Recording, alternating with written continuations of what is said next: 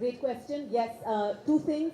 One is, so in the theatrical release, the 5 lines that were removed, so people who saw it in theaters, we actually had the characters go silent. And just want to say that because it kind of worked powerfully because Indian audiences are not stupid. And so from the very first line, a whisper went through the whole thing, censor, censor. But yes, in the DVD, it's absolutely uncut. And also another thing, I don't know if Muslim mentioned on this DVD, actually, see, this film has 4 languages, English, Hindi, Bengali, and Punjabi.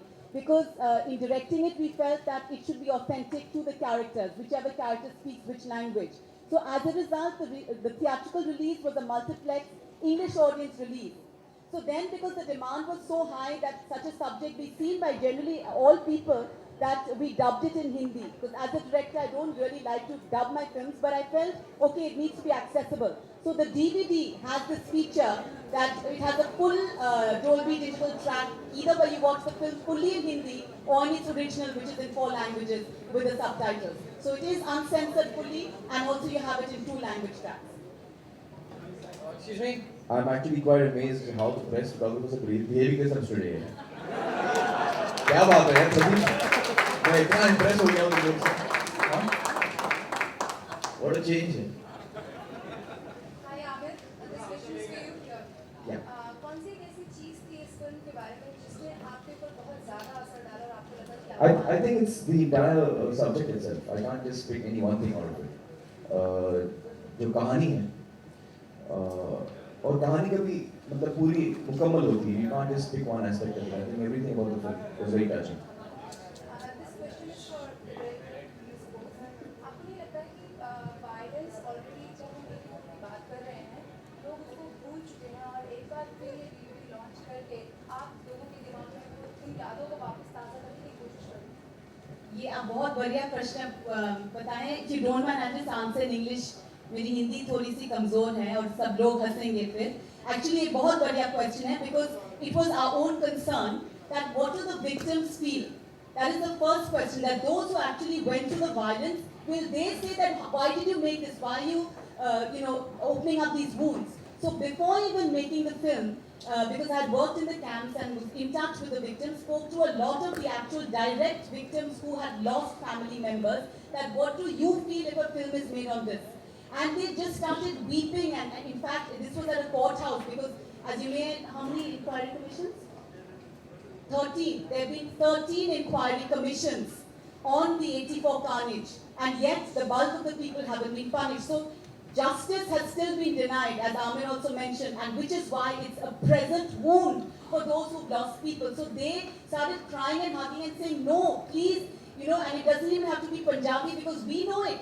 We want that the rest of India who doesn't know, and people in the world should know that such a terrible thing happened to us in the capital city of India, where 10,000 Indians, the issue is not whether somebody Sikh or Hindu or Muslim or Dalit or women, 10,000 Indians are killed in cold blood in the capital city of the country, with police giving full protection to the mobs and the government being complicit. This is not acceptable. And therefore, it was very important that such a film be made. And people who watched it, even of the Sikh community, they really welcomed it. Because instead of it being their burden, it became the burden of all Indians. That for us as Indians, as everybody on the stage has said, this is not acceptable. This is not an India that we accept. My question now is My- to find out exactly what has happened and how people went through the entire the violence, what is broke out there in Delhi.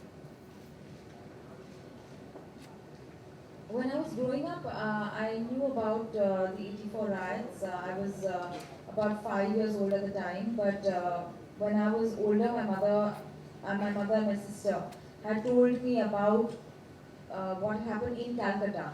So I knew about it, but not in very great detail.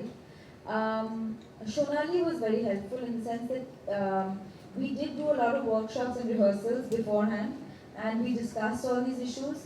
The script itself, I think, explains a lot because it also, someone who doesn't know anything about the 84 Hours can watch the film and it's not like, oh God, I'm learning so many things at all, because it's really, it's quite emotional also, so you learn, you get to know about it in an organic way through the narrative.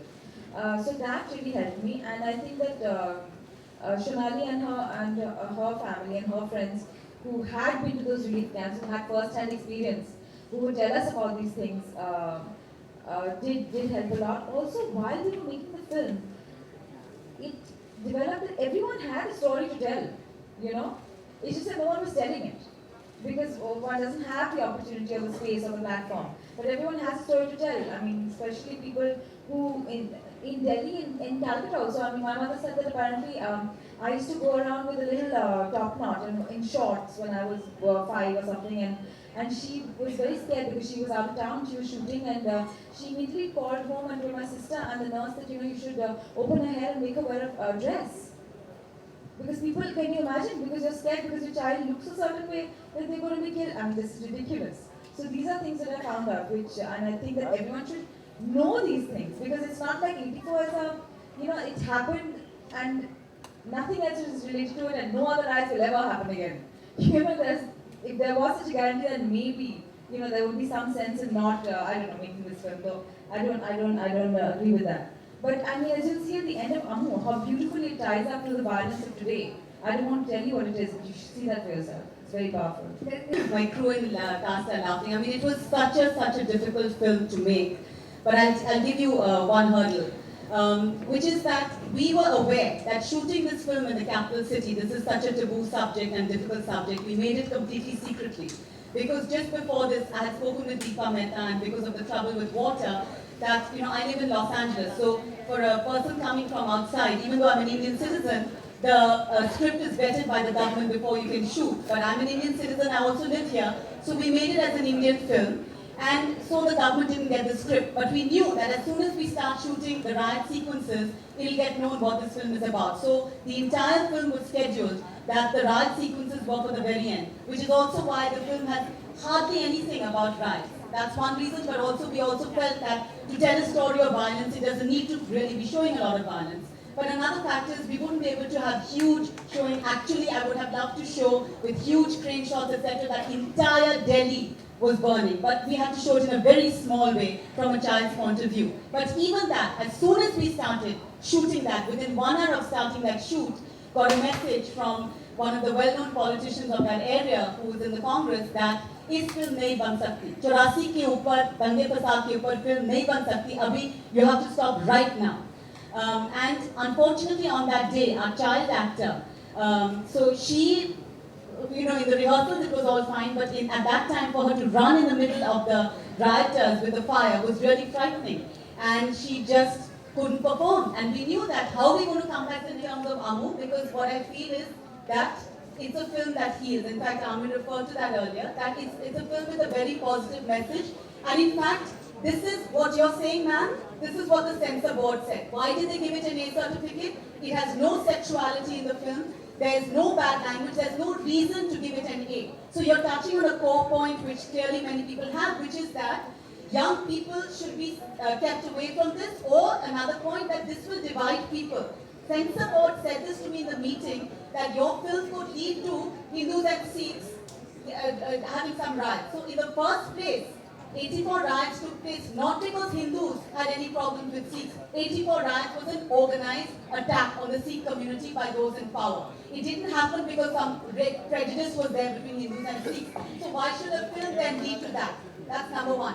And number two, it in fact is very healing, and this is the impact we have seen, that people in watching the film get to understand that it's in fact not divisive. When you call something a Hindu-Sikh riot, when you say that Gujarat is a Hindu-Muslim riot, you're in fact being divisive, which often the press does, when in fact it's a very, very organized carnage which was done by those in power, just as 84 does. So when people get to know and understand that what are being called riots are actually attacks by those in power, then in fact, opposite of being divisive, it's unifying. Because all Indians should come together and say, we don't want this system of governance which can carry out riots from time to time when it suits their political interests. So that has been our experience with the release of Ammu, that audiences have always felt unified by it and felt healed by it.